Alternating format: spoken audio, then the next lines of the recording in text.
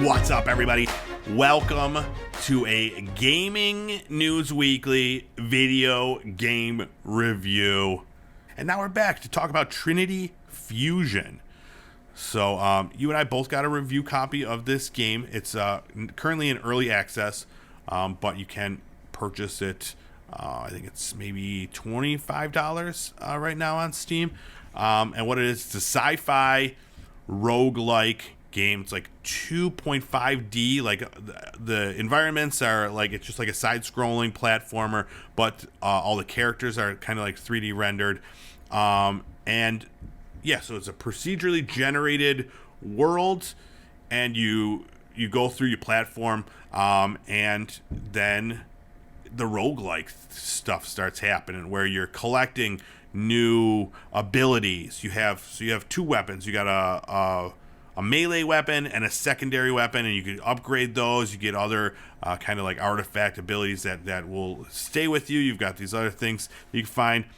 And the story, the premise is that you play as a character named Maya, and this is a multiverse type thing, and everything's falling apart, and you can save the world by like merging with your other parallel selves. There's like 3 parallel selves, and you gotta like merge and save the world. Am I right? Is that right? Did I nail it? Yeah. So what was the term for it? You're like otherling or something like that. Sure. Side self. Yeah. Parallel selves was the term I saw on the thing. But yeah. So I want to hear your take. Right. So I mean, I feel kind of guilty giving a review for a game when I haven't put that many hours into it. Sure. But I'm probably an hour and a half to 2 hours in. So the thing about this game that I wish I could have done was try it out like guns and things like that. But this being a roguelike game, you kind of have to build up to that. And particularly with these, I already forgot the term, but the side selves, the parallel selves or something, I think that's like, the biggest barrier there. Each one of them has like a different setup as far as that goes. And these monsters, as you unlock your other selves and the new technology to fight these monsters with, the monsters get crazier and crazier. Yeah.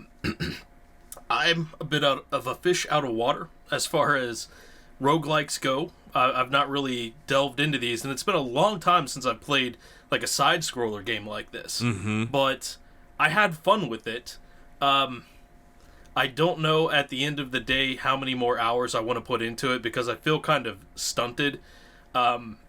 Just knowing that I'd have to put tens of hours in possibly to get to the next character, because I don't really see where the goal line is. Well, so I play a lot of roguelikes, and it gets to a point, so the beginning of a new roguelike is always the toughest, because they don't really explain anything to you, and you kind of have to figure it out as you go. And so the very first time I played this game, I was given so it's all procedurally generated. Your starting weapons and that sort of thing are random, and I was given terrible weapons right from the start, and I was like, what am I doing? And I didn't find anything really good, and it was a terrible run. I had a very, very bad run, but even those bad runs, you're still collecting this currency that you can use to do permanent upgrades. So that's what it's about. It's about going out there, exploring this huge board. Like, the levels are huge, and I really like the design of them. It's kind of like a Metroid style, where you have the map, you can see where you've gone, and it's just left to right, up and down. And there's teleporters throughout, where you could go to a teleporter. If you miss something over here, you could go to that part, and then you get through the thing, and you gotta fight all these crazy creatures and bosses and that sort of thing. But yeah, it's about the journey.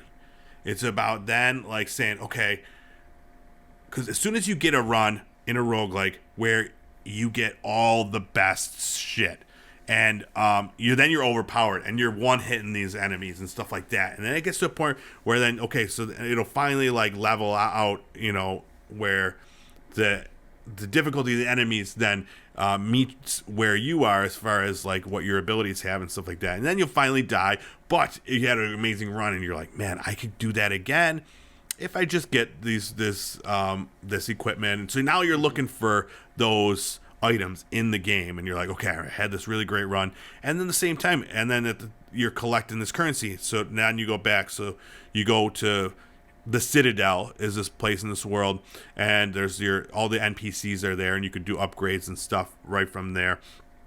And yeah, you could start with more life, or you can, increase your power, you increase your speed, and these are permanent buffs that you get.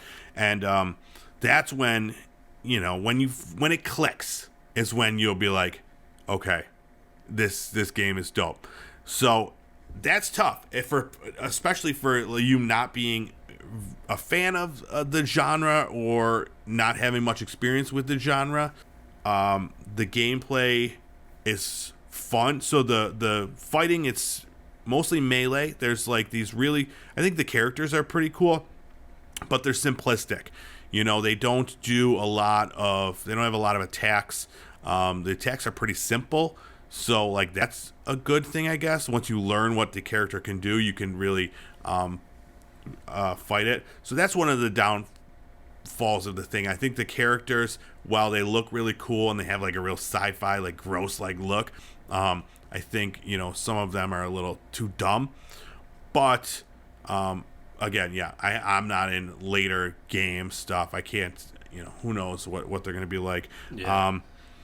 But I do like that it's not overly hard at some, for the most part. What else? There's voice acting, which is okay. Wasn't anything amazing, but it was fine. I always like where it's not just, just the words. They actually have the voice acted dialogue in there. And for me, like, one of the biggest things is that it runs great on the Steam Deck, which is where I'm playing it. And it's like, right out of the gate, I didn't have to adjust anything or change anything, and it looks awesome. And I'm able to play it with my cast. I'm very excited to like get in there and play it fully, like not having to move with just my finger, because there's a lot of platforming that goes into this, more so than other roguelikes, where this one, it does have like that thing where there's double, the double jump and the slide and that sort of thing, and you gotta attack enemies while you're platforming. So there's that, and it does make it difficult to have this cast on. So, but I'm excited to get back in there. Yeah. So I was a big fan of the graphics, as you mentioned, being very, very nice. Yeah. And seeing the trailer within the past week or so, when we talked about this as a new release, does look like the monsters as you get further into the game look crazy, like dragon stuff coming into the scene.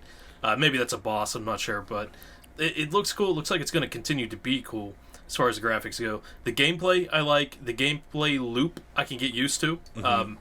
It's just, I guess the negative thing for me is that I know it's going to be very repetitive. I'm going to keep doing the same thing where I get out of that first dungeon level, make it to the dusty overworld, and then I'm going to die there 20 more times before I can make it to the world after that. Yeah, and for me, like that, I as soon as I die, I'm like, all right, well, I want to go back out there and see, like, will I get a new weapon?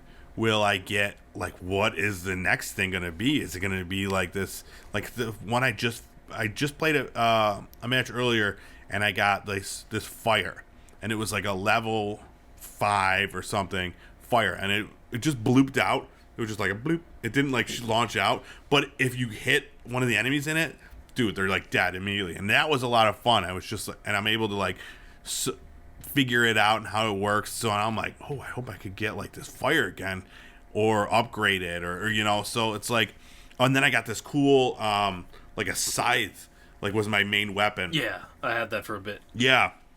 So that was fun. And like, yeah, it's all about like, and the worlds are simple, it's just left to right. There's not a lot. It's not like other games where you go into a room and that's where the battle is, and then you move on and you go to another thing.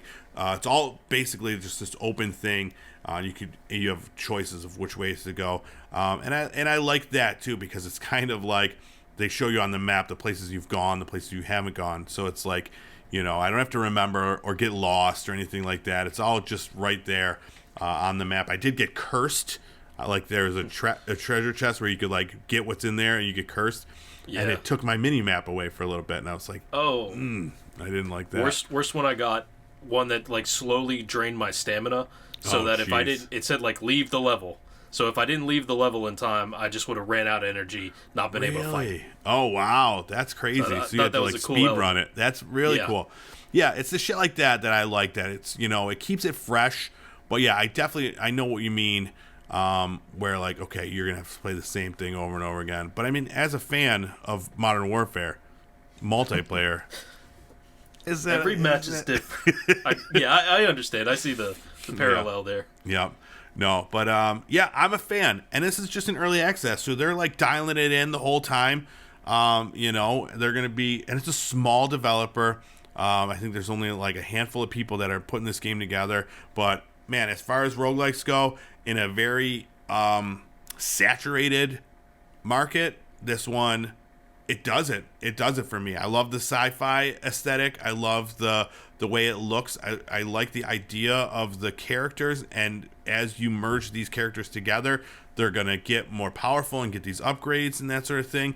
So, I'm in. I'm going to keep playing it. I'm very much looking forward to another run, and I'm looking forward to a run when I get this cast off. So, all right, so let's give it a rating. Now that we're doing these reviews, hopefully we'll do them more and more regularly. We got to have our official Gaming News Weekly rating system set up. So let's do between 1 and 5. 5 being the best. What's your full clip rating for Trinity Fusion? I would go with a 3 at least. I mean, maybe even somewhere between a 3 and a 4. But it's to me, it's good. It is something that I could see myself getting back into. Mm-hmm. It's just with a lot of other stuff out there these days, I don't know. Yeah, no, and I totally get that. I'm gonna put it at a 4. I really enjoy playing it. I'm looking for, just even talking about it right now, I'm like, man, I'm gonna play as soon as we're done. As soon as we're done here. So like, I wanted to even give it more, but it's not a perfect game. It has room for improvement. So 4.5, like it's definitely up there. I'm really excited to play it. And again, it's in early access. So if there are problems or things that you think need to be changed, like they have a Discord, they have a site, and you could go tell them about that. And they're working on it. They're creating, they're fixing it. It's been, it's a constantly flowing thing. And right now it's out on PC. It's going to be out on console sometime in the near future. So I'm excited to go get in there, play more. All right, thanks so much for checking out this special review. Let us know what you thought of Trinity Fusion. If you played the game, let us know what you thought of our review. This is a new segment. We're working on it. We're trying to get this flowing real nice. You know what I mean? All right, keep an eye out for more video game reviews coming from us, and check out our weekly show, Gaming News Weekly, every Monday on Fruit Lab, YouTube, and podcasts everywhere. So, you got anything else you want to add? That's it. Thanks so much for watching. We'll see you next time. Bye-bye.